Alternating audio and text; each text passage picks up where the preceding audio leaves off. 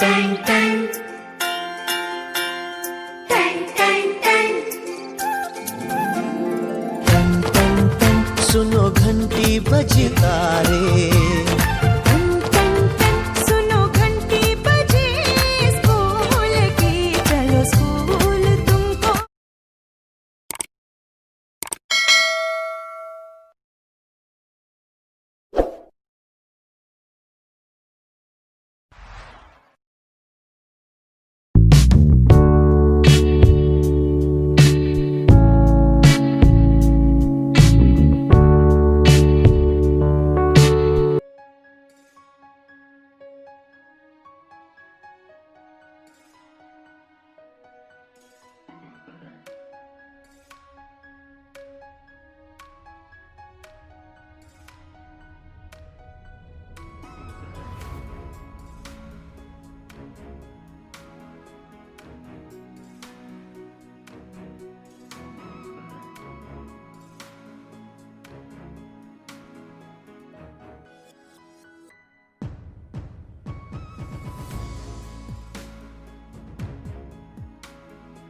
નમસ્કાર મિત્રો, મહાદેવ હર આપની અપેક્ષા મુજબ અમે વિડીયોઝ લાવીએ છીએ, તેમજ અમારી યુટ્યુબ ચેનલ યોગીરાજ યોગી ઓફિશિયલને લાઇક, શેર અને સબસ્ક્રાઇબ કરવા બદલ આપ સર્વેનો ખૂબ ખૂબ આભાર.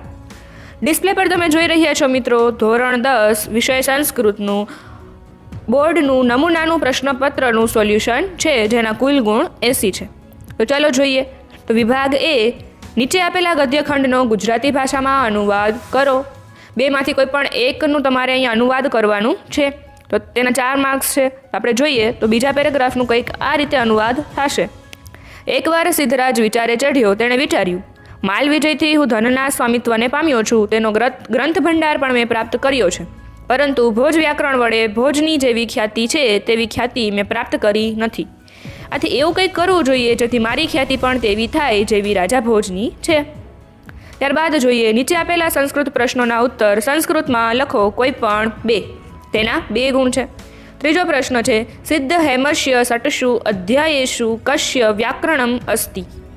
જવાબ આવશે, સિદ્ધ હેમસ્ય સટશુ અધ્યાયેષુ સંસ્કૃતસ્ય વ્યાકરણમ અસ્તિ. ત્યારબાદ 5મો પ્રશ્ન જોઈએ, શ્રેષ્ઠીપુત્રસ્ય કિમ નામ આસિત. જવાબ આવશે, શ્રેષ્ઠીપુત્રસ્ય નામ શક્તિકુમાર આસિત. નીચે આપેલા પ્રશ્નોના ઉત્તર ગુજરાતી ભાષામાં લખો. તેના 4 ગુણ છે. 7મો પ્રશ્ન છે, કન્યા શું વેચે છે અને એનાથી શું મેળવે છે. જવાબ આવશે, ડાંગરમાંથી ફોતરા કાઢીને તે ફોતરા કન્યાએ પોતાની દાસી દ્વારા સોનીને વેચ્યા અને મળેલા ધનથી લાકડા મેળવ્યા. ચોખાને ગરમ કરેલા પાણીમાં ધોયા અને તે રંધાઈ ગયા બાદ લાકડા પાણીથી ઠારીને તે જરૂરિયાતવાળાઓને વેચી નાખ્યા. તેમાંથી જે ધન મળ્યું તે ધનથી તેણે શાક, ઘી, દહીં અને તેલ ખરીદ્યા. ત્યારબાદ 8મો પ્રશ્ન જોઈએ, અજાણ્યા પુરુષને જોઈને અર્જુનને કેમ આશ્ચર્ય થયું. કે અજાણ્યો પુરુષ અવાજથી યુવક અને શરીરે ઘરડો, તૂટેલા દાંતવાળો, ઘોડાવાળવાળો અને દંડ ધારણ કરેલો હતો. અગાઉ ન જોયેલા તે પુરુષને જોઈને અર્જુનને આશ્ચર્ય થયું. મહાભારત સમયના સ્થૂળ કાયાવાળા બળશાળી પુરુષોને યાદ કરીને અર્જુનને દુઃખ થયું.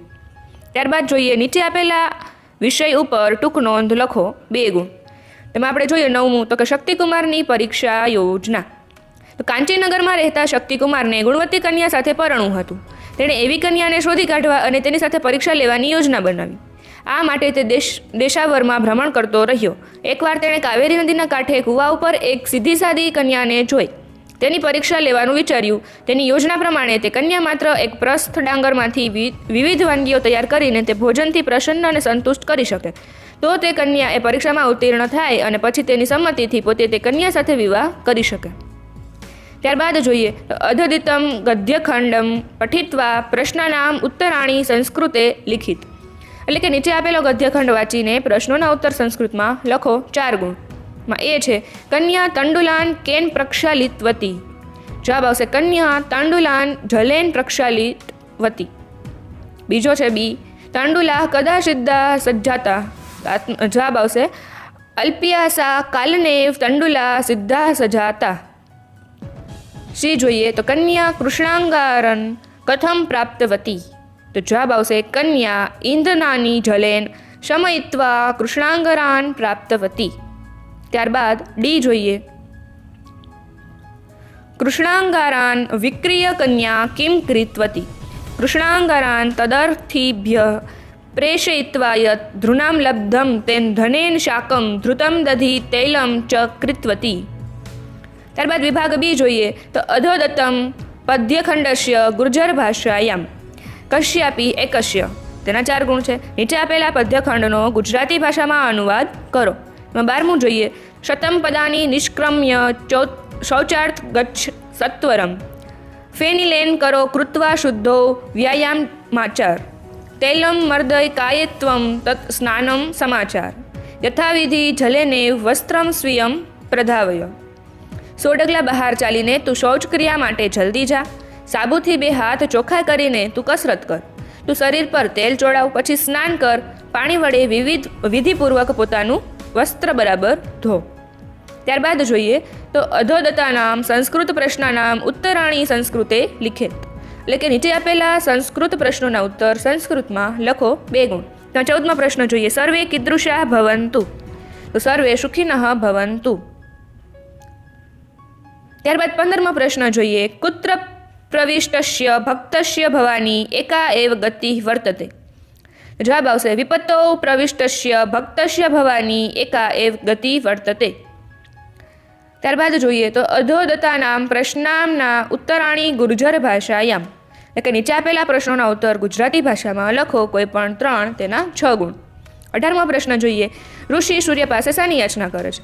ઋષિ સૂર્ય પાસે યાચના કરતા કહે છે, હે દેવ, સર્વ દુષ્કર્મો દુર્ગણો દૂર કરો અને જે કાંઈ અમારા માટે કલ્યાણકારી હોય તે અમને પ્રાપ્ત કરાવો. 19મો પ્રશ્ન જોઈએ. ભક્ત શું શું જાણતો નથી?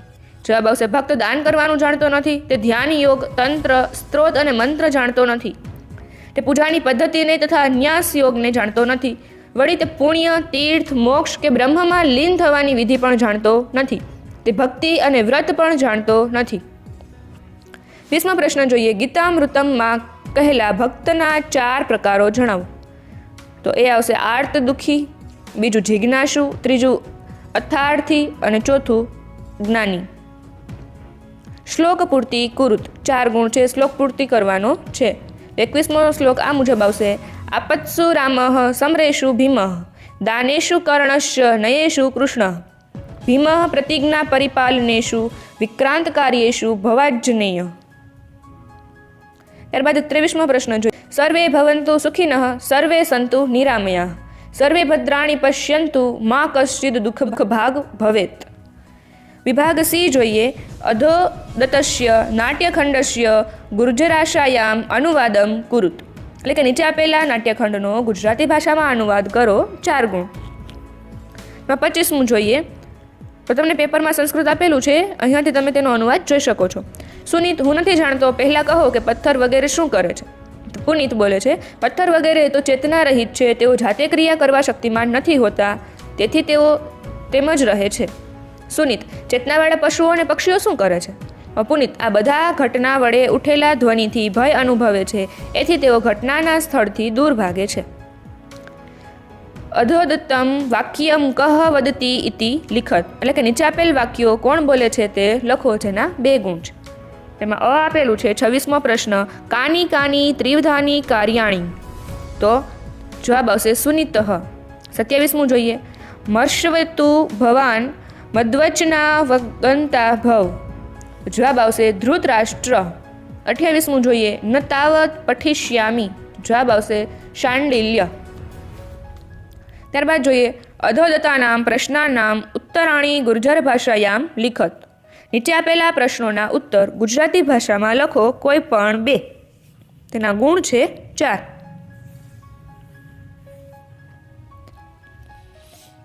પ્રશ્ન નંબર 29. દુર્ઘટનાના સાક્ષી કોણ કોણ બને છે? દુર્ઘટનાના સાક્ષી મોટે ભાગે પથ્થર વગેરે જળ પદાર્થો, ગાયો વગેરે પશુઓ અને માણસો બને છે. ત્યારબાદ 30મો પ્રશ્ન જોઈએ. ઘટોત્કચ શકુનીને શું સલાહ આપે છે? ઘટોત્કચ શકુનીને સલાહ આપતા કહે છે, હે શકુની, ઝુકટાના પાસા છોડીને બાણથી યુદ્ધ કરવા યોગ્ય થા. ત્યારબાદ જોઈએ. અધોદત્તયો વિષયયો ઉપરી સંક્ષેપણ ટિપ્પણી લિખત. તેના 4 ગુણ છે. નીચે આપેલા વિષય પર ટૂંક નોંધ લખો. તો 33મો પ્રશ્ન છે. ઘટોત્કચનું પાત્રા લેખન. હિડિંબા રાક્ષસીને ભીમથી થયેલો પુત્ર ઘટોત્કચ શ્રી કૃષ્ણના દૂત તરીકે ધૃતરાષ્ટ્રની સભામાં આવે છે. ઘટોત્કચના દુર્યોધન અને શકુની સાથેના સંવાદો રોચક છે. કવિવર ભાસે રાક્ષસીના પુત્ર ઘટોત્કચના પાત્રનો ઉપયોગ કરીને પ્રેક્ષકોના માનસ પટલ ઉપર દુર્યોધનની રાક્ષસી વૃત્તિ પ્રકટ કરવાનો સફળ પ્રયત્ન કર્યો છે. ઘટોત્કચ અહીં માનવીય વર્તન આચરે છે. ત્યારબાદ 34મો પ્રશ્ન જોઈએ. શાંડિલ્યએ કરેલું ઉદ્યાનનું વર્ણન. શાંડિલ્ય ઉદ્યાનનું સુંદર વર્ણન કરતા કહે છે, વાહ, ચંપક, કદમ, સપ્તપર્ણી, ચંદન, તગર, ખેર અને કેળ વગેરે છવાયેલું માહિતીની વેલોના મંડપથી સુશોભિત આ ઉદ્યાન ખરેખર સુખદાયક છે. કોષ્ટગતાની પદાની પ્રયુજ્ય વાક્ય રચયત. કૌંસમાં આપેલા પદોનો ઉપયોગ કરીને વાક્ય બનાવો કોઈ પણ બે. 35મો પ્રશ્ન જોઈએ. ઘટોત્કચ ધૃતરાષ્ટ્રને પ્રણામ કરે છે. ઘટોત્કચ ધૃતરાષ્ટ્ર નમ. ઘટોત્કચ ધૃતરાષ્ટ્રમ પ્રાણમતી. 36મું જોઈએ. પથ્થરો અચેતન હોય છે.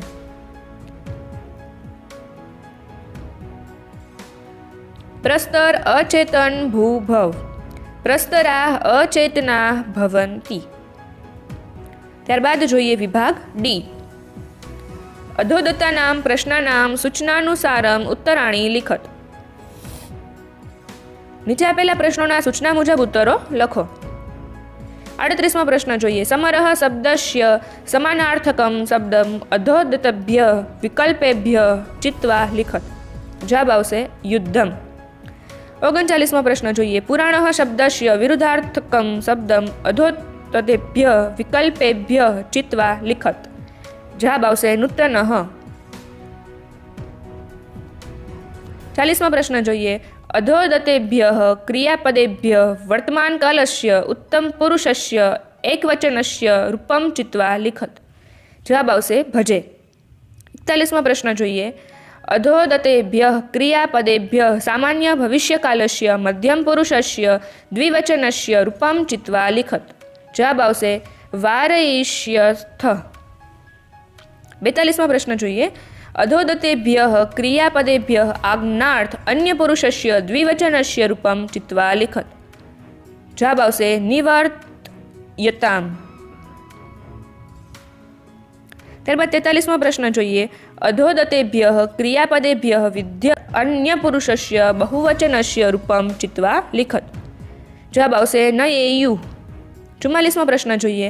અધોદતેભ્ય વાક્યેભ્ય સ્મ પ્રયોગયુક્તમ શુદ્ધમ વાક્યમ ચિત્વા લિખત.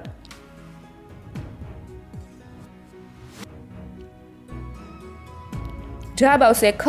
ગંગા તીરે એક ગુરુ શિષ્યેણ સહ વર્તમાનઃ અસ્તિ સ્મ. 45મો પ્રશ્ન જોઈએ. અધોદતેભ્ય નામરૂપેભ્ય પંચમી વિભક્તે એકવચનસ્ય રૂપમ ચિત્વા લિખત. જવાબ આવશે લોકાત. 46મો પ્રશ્ન જોઈએ. અધોતદેભ્ય નામરૂપેભ્ય ષષ્ઠી વિભક્તે બહુવચનસ્ય રૂપમ ચિત્વા લિખત. જવાબ આવશે ગંગાનામ. 47મો પ્રશ્ન જોઈએ. ઉપપદ વિભક્તે પ્રયોગમ કૃત્વા રિક્ત સ્થાનમ પૂરયત તે ખાલી જગ્યા કૃતે યથાપૂર્વમ ઉપયોગીનઃ એવા સન. તો આ પ્રશ્નનો જવાબ તમારે અમને કમેન્ટ કરીને જણાવવાનો છે. કમેન્ટ બોક્સમાં તમારે જણાવવાનું છે. 48મો પ્રશ્ન જોઈએ. પ્રકોષ્ઠાત યુક્તમ સંખ્યાપદમ ચિત્વા રિક્ત સ્થાનમ પૂરયત. ગગન માર્ગે ખાલી જગ્યા વિઘ્ના ભવંતી. જવાબ આવશે ચત્વારઃ. 49. રેખાંકિત પદસ્ય કૃદંત પ્રકારમ વિકલ્પેભ્ય ચિત્વા લિખત. લોકોત્તરાણામ ચિત્તાંશી કોનું વિજ્ઞાતુમ અહર્તિ. જવાબ આવશે હેત્વાર્થ કૃદાંતમ. 50મું જોઈએ. અધોતદસ્ય સંધિ વિચ્છેદમ દતેભ્ય વિકલ્પેભ્ય ચિત્વા કુરુત અપવર્ગ પ્રદાસ્તુ. તો જવાબ આવશે અપવર્ગ પ્રદા પ્લસ અસ્તુ. 51મો પ્રશ્ન જોઈએ. અધોદતસ્ય સંધિયુક્તમ પદમ દતેભ્ય વિકલ્પેભ્ય ચિત્વા લિખત અર્જુન પ્લસ અપી. જવાબ આવશે અર્જુનોપી. અધોદતયો સમાસિકા પદયો સમાસ પ્રકારો દતેભ્ય વિકલ્પેભ્ય ચિત્વા લિખત. 52મો છે ગુરુવચનમ ષષ્ઠી તત્પુરુષ. 53મો છે ધવલકેશ. જવાબ આવશે બહુવ્રીહિ. વિભાગ ઈ. 54મો પ્રશ્ન જોઈએ. અધોદતાની વાક્યાની કથાનક રૂમાણુશરીણ સ્થાપત્ય નીચે આપેલા વાક્યો કથાનક ક્રમ અનુસાર ગોઠવો. તો એ યદયમ વિતદાસઃ ધનિકોપી લુબ્ધો વર્તતે, તો એ કેટલામું? 3જા નંબરનું છે. બીજું જોઈએ, અતઃ કેનાપી ઉપાયેન મયા અસૌ વરજતનીય, તો તે 4થા નંબરનું છે. ત્યારબાદ સી જોઈએ, એકદા કૂટનાથેન ચિંતિતમ, તો તે 2જા નંબરનું છે. ત્યારબાદ ડી જોઈએ, તસ્ય કૂટનાથ ભિધ વૈશ્ય પ્રાતિવેશિક આસિત, તો તે 1લા નંબરનું છે. ત્યારબાદ 55મો પ્રશ્ન જોઈએ, અધોદત્તમ ગદ્યખંડમ પઠિત્વા પ્રશ્નના ઉત્તરાણી સંસ્કૃતે લિખિત, તેના 4 ગુણ છે. તેમાં એ જોઈએ, મૂષક કથમ સિંહમ અમુશ્ચત, મૂષક સ્વતીક્ષ્ણ દંતે ઝાલમ છિત્વા સિંહમ અમુચ્છત. બી જોઈએ, ક સિંહસ્ય કેશાન અકૃંતત, તો એક મૂષક સુપ્તસ્ય સિંહસ્ય કેશાન અકૃંતત. સી જોઈએ, સિંહમ એકદા કુત્ર નિપતિત, સિંહ એકદા ઝાલે નિપતિત. ડી જોઈએ તો મૂષક કિમર્થમ સહમ પ્રાર્થયત, જવાબ આવશે મૂષક પ્રાણદાનાય સિંહમ પ્રાર્થયત. ત્યારબાદ જોઈએ તો કર્તા કૃતિના યોગ્ય મેલનમ કુરુત, કર્તા સાથે યોગ્ય કૃતિ જોડો કોઈ પણ 2. 56મું છે વિષ્ણુ શર્મા, તો આવશે પંચતંત્રમ. 57 છે વેદવ્યાસ, જવાબ આવશે મહાભારત. અને 58 હેમચંદ્રાચાર્ય કાવ્યાનુશાસનમ. રેખાંકિતાની પદાની શુદ્ધાની કૃત્વા ગદ્યખંડમ પુનઃ લિખિત. એકદા સિદ્ધરાજ વિચારપથમ આરૂઢ સહ અચિંતયત માલવ વિજયેન અહમ ધનસ્ય સ્વામિત્વમ પ્રાપ્તવાન, તસ્ય ગ્રંથાગાર અપી મયા પ્રાપ્તઃ પરંતુ ભોજવ્યાકરણેન ભોજસ્ય યાદૃશી કીર્તિ વર્તતે તાદૃશી કીર્તિ મયા ન પ્રાપ્તા. તો અહીંયા તમને જેટલા શબ્દો નીચે અંડરલાઈન આપેલી છે તે તમારે ફરીથી સુધારીને આ જ પેરેગ્રાફ અહીંયા લખવાનું છે, જેમાં વિચાર પ્રથમ, તો અહીંયા બાજુમાં થની બાજુમાં મ આવી જશે. ત્યારબાદ સામિત્વમ, તો તેમાં મ નીકળી જશે અને વની ઉપર મીંડું થઈ જશે. ગ્રંથાગાર, જેમાં અગ્ર છે એની ઉપર મીંડું છે, તો કે તે નીકળીને અડધો અ આવશે, એટલે કે ગ્રંથાગાર. પરંતુ તેમાં પણ રની માથે જે મીંડું છે તે નીકળી જશે અને ન અડધો આવશે, પરંતુ.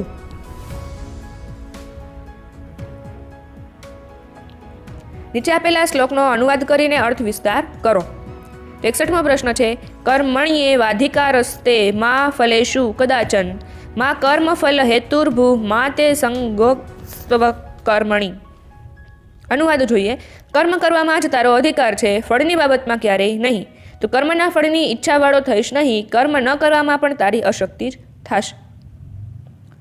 તો તેનો અર્થ વિસ્તાર જોઈએ. પ્રસ્તુત શ્લોકમાં શ્રી કૃષ્ણ અર્જુનને કહે છે કે તારે સદૈવ કર્મ કરતા રહેવું જોઈએ.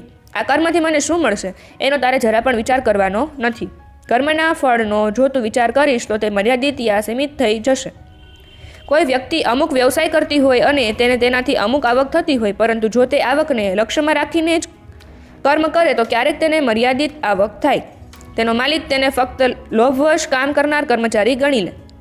ભારતીય સંસ્કૃતિમાં કર્મનો સિદ્ધાંત મુખ્ય છે. કર્મ જ મહાન છે. વ્યક્તિના સાચા ખોટા કર્મોને આધારે જ તેનું આ લોકનું કે પરલોકનું જીવન નિર્માણ થાય છે.